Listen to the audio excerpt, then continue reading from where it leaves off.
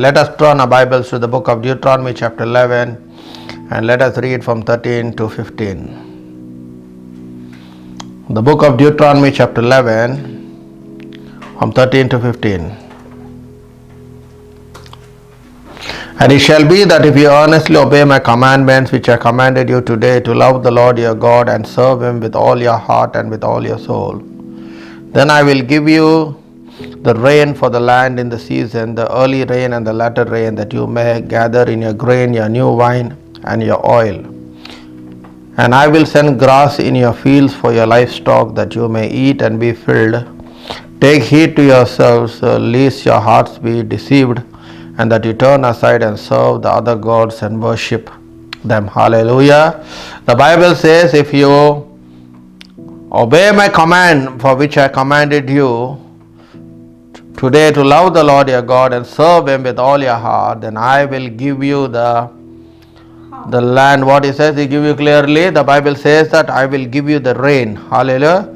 The early rain and the latter rain, that you may gather your grain for your new wine and your oil. Hallelujah. The Bible clearly says of the two rains which the Lord is speaking to us, each another. The two rains signifies two things. One is the spiritual and one is the physical. Hallelujah. Because during the time when the scripture has been written, it was written during the time of the Jewish calendar. Hallelujah. So here we clearly see that God is speaking of the former rain. The former rain is basically the rain that falls in the month of autumn. That is between September to October. And the month of autumn, basically we see what happens, that all the leaves on the tree, they start falling down. Hallelujah. In the western countries, because we have different seasons over here, we have spring and we also have autumn. So in the autumn, what happens before winter, what happens, all the leaves just fall from the tree. So that's the way the Lord is telling that I will give you the former rain and the latter rain. So according to the country of Israel, basically, because God was revealing it to the Israelites, that the former rain falls in the month of September to October, and then the later rain is also known as the spring rain. Hallelujah. In the spring, what happens? We see new leaves and new buds started come. Then we start seeing, because the winter has passed, what happens? We see new leaves and new, that shoots start coming in the plants, and then we see that start budding. Hallelujah. So basically, the Lord is speaking of rain. Whenever the scripture rain is mentioned in the word of God, is also mentioned a spiritual blessing for the church. Hallelujah. And rain signifies of the Holy Spirit, clearly. The water or rain signifies of the Holy Spirit, and that's what we need to clearly understand. Let us look into the book of Joel chapter 2 and verse 23. Joel chapter 2 and verse 23 also mentions something like that. Let us look at that, what it says. Joel chapter 2 and verse 23. Be glad, you children of Zion, and rejoice in the Lord your God, for he has given you the former rain faithfully, and he will also cause the rain to come down for you, the former rain and the latter rain in the first month. Here also we see in the scripture that he is speaking of the two rains. But here what he is telling, he says the two blessings are going to take place in the first month, clearly here he is speaking. So here again God is telling that you need to rejoice in the Lord. Hallelujah. And therefore rain indicates of the Holy Spirit, the outpouring of the Holy Spirit which fell on the day of Pentecost. Hallelujah. That's what we clearly see. What happened on the day of Pentecost? When the Holy Spirit fell on the church and they were baptized in new tongues, as the Spirit gave them utterance, they started speaking. That's why we see that the church was filled with the power of the Holy Spirit. Hallelujah. And that's the same significance. That is the starting of the church. You see, that's why the Bible is known as the Alpha and is the Omega. If it happened at the beginning, then it must happen also at the end. So what is the latter rain is where there will be an outpouring of the Holy Spirit before the church will be raptured. Hallelujah. There will be an outpouring of the Holy Spirit before the church can be raptured. Hallelujah. And that's what clearly the word of God says, and we need to understand what the Bible clearly says. So here we see that God gives us the former rain and the latter rain. And that's what, if you look again in the book of Isaiah chapter 44, and let us read verse 3, what does the word of God says clearly. In Isaiah chapter 44 and verse 3. For I will pour water on him who is thirsty and flood the dry ground, and I will pour out my spirit on your descendants and my blessings on your offspring. So here we clearly see that again what is indicating that I will pour out water. That means I will rain out of water on who is thirsty and flood the ground, and I will pour my spirit on your descendants and my blessing on your offspring. So what I told before, that the rain signifies also a spiritual blessing on the body of Christ clearly. Hallelujah. And that's what we need to understand, that Jesus Christ also asked that whoever believes out of his belly shall flow rivers of living water. And that's where we see that the woman at the well of Jacob, the Samaritan woman, she was thirsty for that water. Hallelujah, clearly. And that's why you need to understand that the outpouring of the Holy Spirit will be upon the church before the church can be raptured. Amen. When the God says about the church, he is not speaking of denomination. Hallelujah. He says whoever desires. So clearly the Bible says if you have a desire, you see, if you have a desire, what will happen? Out of your belly shall flow rivers of living water. So you must have a desire, irrespective of what the denomination, or irrespective of your faith, your beliefs, your tradition, your culture. If you have a desire, God is ready to pour out the rain upon you. Hallelujah. He is ready to rain on you. Hallelujah. Clearly, and that's why it is clearly mentioned that when rain falls, what is the meaning of it? It is a spiritual blessing. What it says clearly? It's a spiritual blessing, and that's why God wants you and us to be blessed spiritually and physically. Hallelujah. And that's what is clearly understand. See, if you look into the book of Ezekiel, as the Spirit of the Lord is saying, in Ezekiel chapter 34 and verse 26, see what it says. Ezekiel 34 verse 26.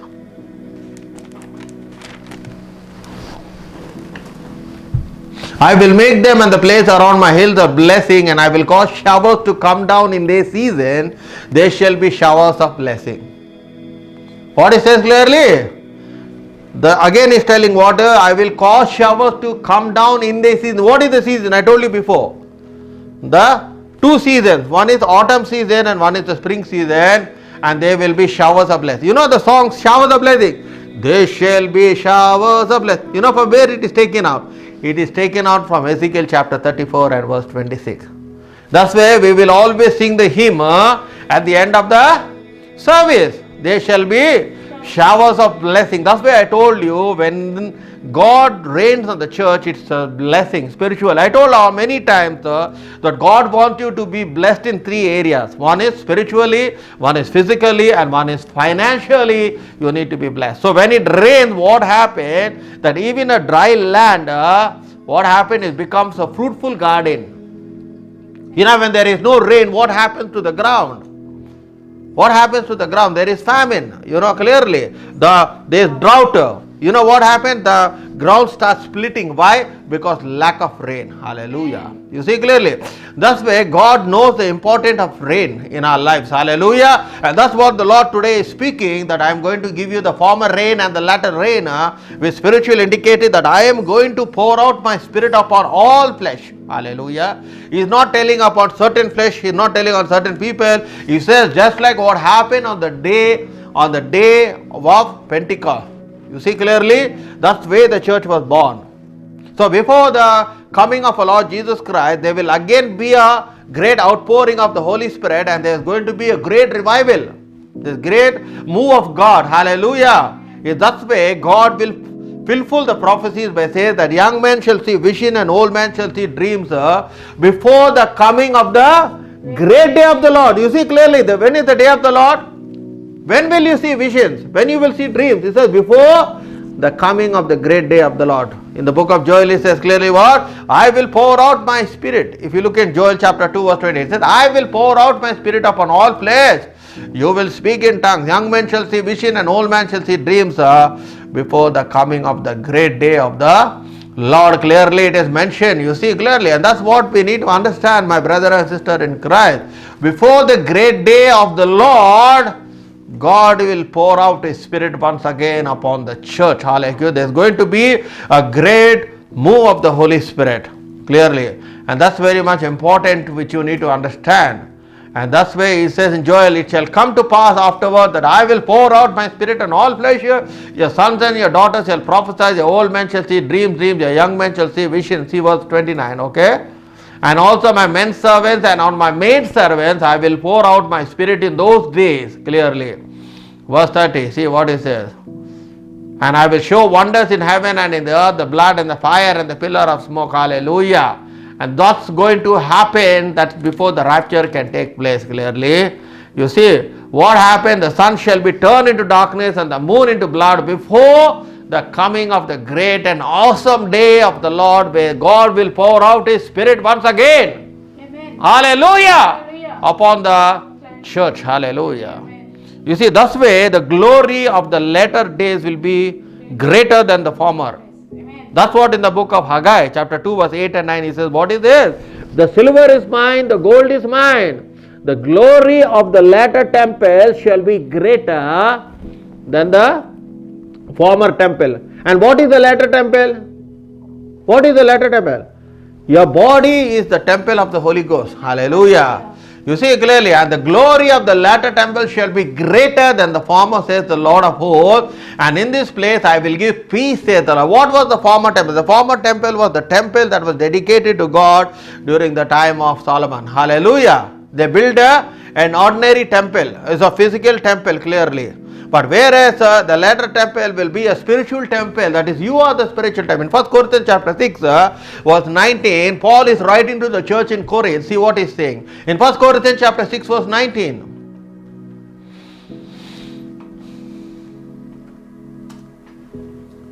Do you not know that your body is the temple of the Holy Spirit and is in you whom you have from God and you are not your own? Do you not know that your body is the temple of the Holy Spirit? That means the temple, the glory of the latter temple. That's where when we start praising and worshipping God, we see the glory of God coming upon ourselves. Hallelujah. The presence of God comes by because you are the latter temple. Hallelujah. Your body is a temple. Hallelujah.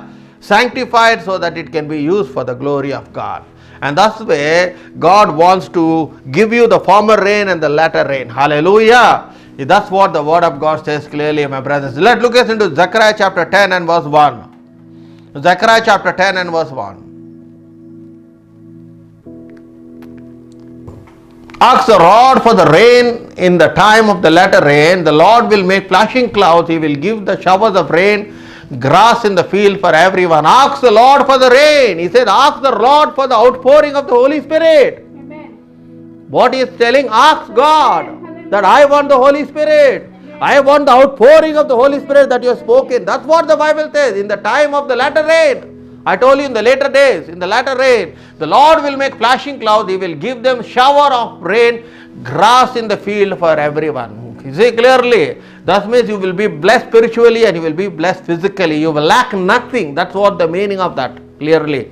That you will not lack any food. Hallelujah. Because He is the one who waters the garden, clearly. The Bible clearly says, hallelujah. And that's what you ask the Lord for the rain in the time of the latter rain. For the Lord will make flashing clouds. He will give them showers of rain, grass in the field for everyone.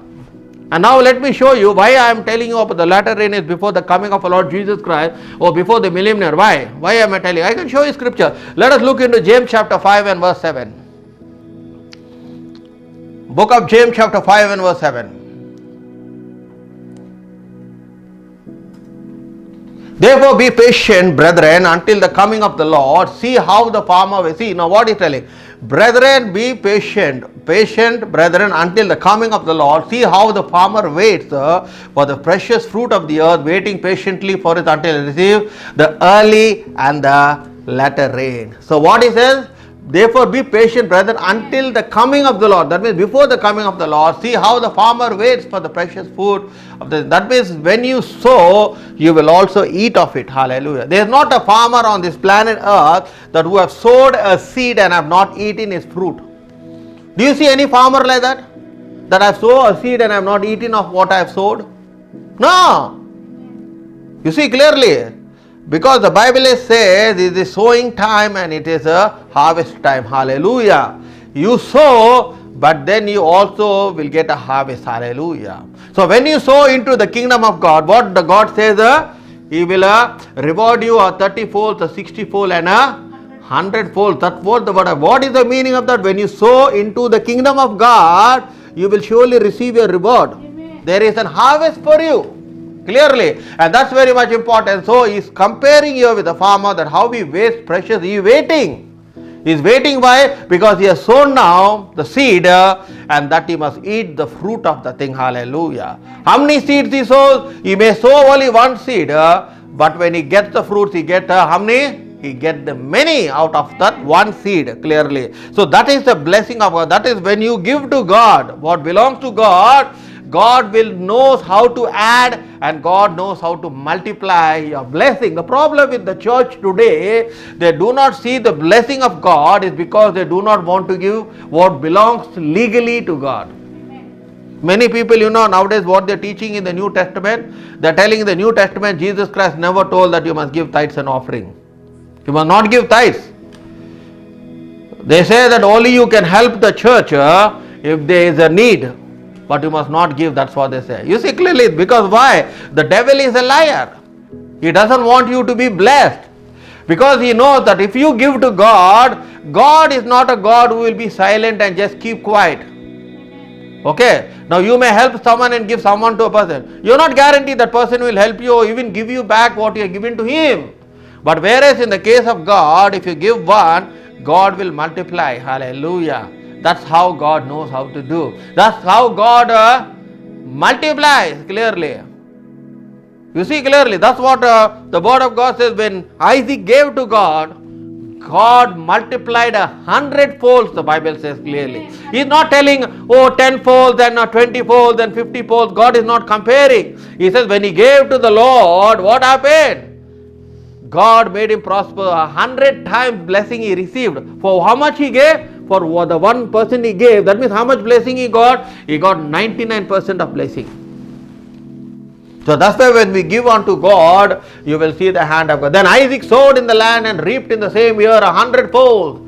And the Lord blessed him. Hallelujah. Clearly the word of God says. That's why rain is very much important in a spiritual walk of God in our lives. Hallelujah. Just like how rain is important for the land. Hallelujah. That's what we clearly need to understand, that rain is important in our land, and that's what the Lord is telling, that I am going to give you the former rain and I am going to give you the latter rain. Hallelujah. The former rain is given, the latter rain is for everyone, my brother, my sister in Christ. God is looking into your heart and He wants to bless you abundantly. Hallelujah. But for that you have to wait patiently. According to the book of James chapter 5:7, he says, like how the farmer waits patiently. Hallelujah. And that's what clearly today the word of God says, when the outpouring of the Holy Spirit is fall upon the church, before the church can be raptured. That's why the Bible says that the glory of the latter temple shall be greater than the former temple. Hallelujah. After that, God never told anyway to build temple. Did God tell to build a temple again? No. Why? Because God is telling, you are the temple in which I want to dwell. But in the days, when God was in the wilderness, they built a tabernacle. And whenever they moved, the tabernacle moved. Then after that, God said what He said. I need to a place for it to be rest. And that's how the Holy Spirit inspired David. He said, surely I will build a temple for you. And the temple, what happened? During the time of King Nebuchadnezzar, when Babylon came and captured Jerusalem, they burned the entire city of Jerusalem and the temple was destroyed. And after that, God did not tell, will you build me another temple? Do you see anywhere in the scripture that God is telling, will you build me a second temple? No. We can only see that King Herod built a temple, but God did not tell Herod to build a temple. Because Herod is the same person who wanted to kill Jesus Christ when he was born as a baby. God told only one temple, and that's what Solomon built the temple. David had to build the temple, but after that, before he can build, he said, you're a man of war and you have shed blood. That's why you must not build the temple, but your son Solomon will build it. After the destruction of the temple, show me any way in the scripture that God is telling, can you build me another temple? No. Why? Because now God decided that I will not dwell in the temples made with hands. That's what Acts of the Apostles says. If you look at Acts chapter 17 and verse 24, see what the word of God says clearly. In Acts chapter 17 and verse 24.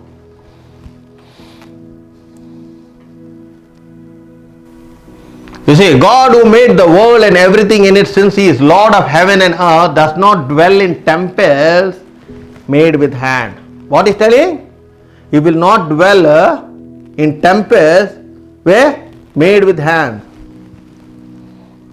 But during the time of Solomon, they built the temple with their hands. But after the destruction of the temple, God is saying what is this?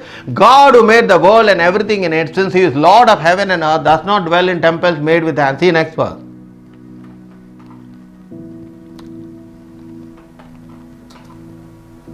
Nor is He worshipped with men's hands as though He need anything, since He gives to all life, breath, and all things. What He says? He is neither worshipped with men's hands, and though He needs anything, since He gives to all life, breath, and all things. So what He's telling here?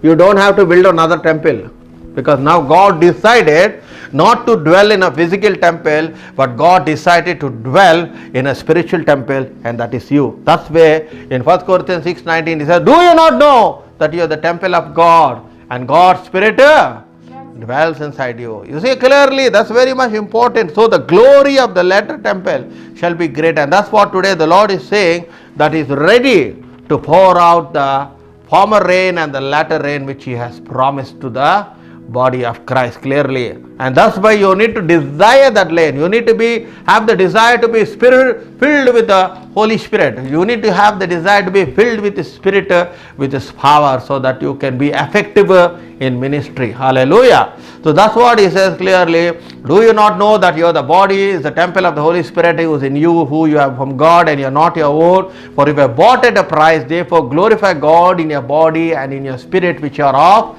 God. You see, you have been bought. Amen. What He says? You are being bought at a price. Therefore glorify God in your body and in your spirit, which are of God clearly. Amen. Because He wants to pour out the Holy Spirit in you. He wants to give you the latter rain. Amen. Upon every believer. I am telling you, God is not a respecter of person, or God shows favoritism, nor God is interested in denomination. Denomination was not made by God. Denomination was made by who? By man. Who divided the church? Is God divided the church? What did Jesus Christ say? He says, Father, you in me and I in them, that we may be what? One, He said. Did He say 2, 3, 5, 10? Who divided the church? It is man who divided the body of Christ. It was not Christ. Christ never divided the church. You see clearly? Thus way during the times of the Acts of the Apostles, the church was not divided. They were oneness of spirit, oneness of body, and oneness, and there was unity in the spirit. Hallelujah. They had everything in common. They never thought who is rich, who is poor, who has this, who has that. No, they were all common. They were moving through the power of the Holy Spirit, because there was unity in the body of Christ. Because God wants us to dwell in unity, not to fight among us. So what the devil did, he confused the body of Christ, and that's how denomination came. That's how different denominations, Pentecostal, Baptist, Hebron, Zion, Salvation Army, Roman Catholic, Church of England, Mormons, Jesus Christ of Latter and Days, Jehovah's Witness, all these denominations. Were any of those denomination names are there in the Bible? No, because God will never divide Himself clearly. You see, because the plan of the devil is to divide the body of Christ. But Satan will never divide himself. That's why what Jesus said, if Satan divides himself, his kingdom will not stand. That means, you see, what you understand? That means there is unity in Satan's kingdom. But whereas there is no unity in the body of Christ.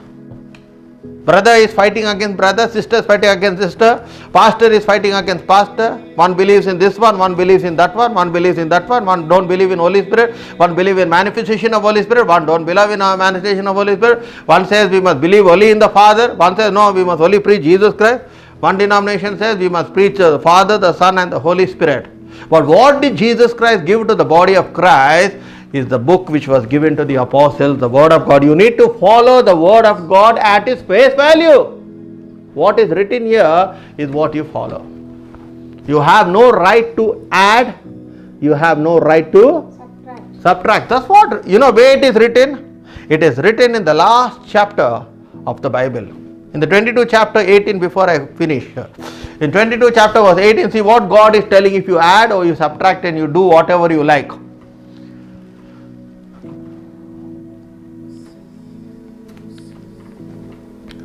For I testify to everyone who hears the word of the prophecy of this book, that is the Bible, if anyone adds to these things, God will add to him the plagues that are written in this book. Next verse.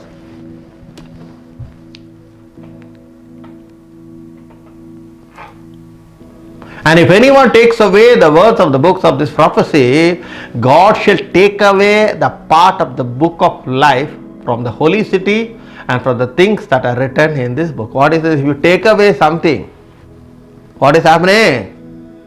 You know, if you take away. And who took away? You know what Bible has been taken away? You know why? The NIV Bible. In the NIV Bible, there are many verses which has been deleted. Which Bible? NIV, New International Version. Thus way, any believer who I meet, I say, don't read the NIV. NIV is very good understanding, very simple. You can understand. But do you know what the NIV Bible has been done? There are many verses that has been deleted. So here the Lord is telling that if anyone take away from the word of the book of this prophecy, God shall take away his part from the book of life. You know what the book of life? If your name is not written in the book of life, you are not in heaven. Okay? Holy city. What is the holy city? In chapter 20 of Revelation, the New Jerusalem. Okay? And for the things that are written in this book. You see clearly. So you have to preach exactly what is written in the word of God. You cannot take away. Why? Because how was the word of God revealed to us? In 2 Peter chapter 1 verse 20-21, see what it says. 2 Peter chapter 1 verse 20-21.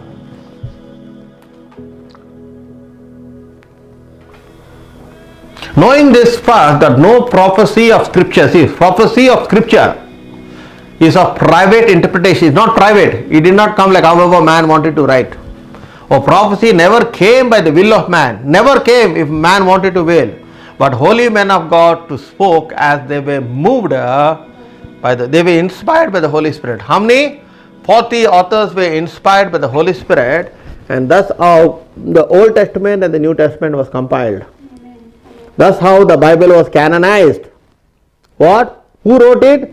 He says that holy men of God spoke as they were moved by the Holy Spirit. By the Holy Spirit inspiration, this was written.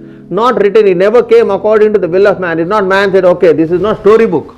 You write however you want, delete however you like. Like many people, they delete certain things and say, no, this you should not follow, that you should not follow. They do not know because they don't read Revelation 22:19. It says that if you subtract anything from this book, the first thing what it says, your name will be struck off from the book of life. So when you die, when you stand before the angel of the Lord, you will see your name is not, they say your name is struck off. Why? Because certain things which are in the word of God, you have not preached. And you thought it is unnecessary. That's why you must be very careful.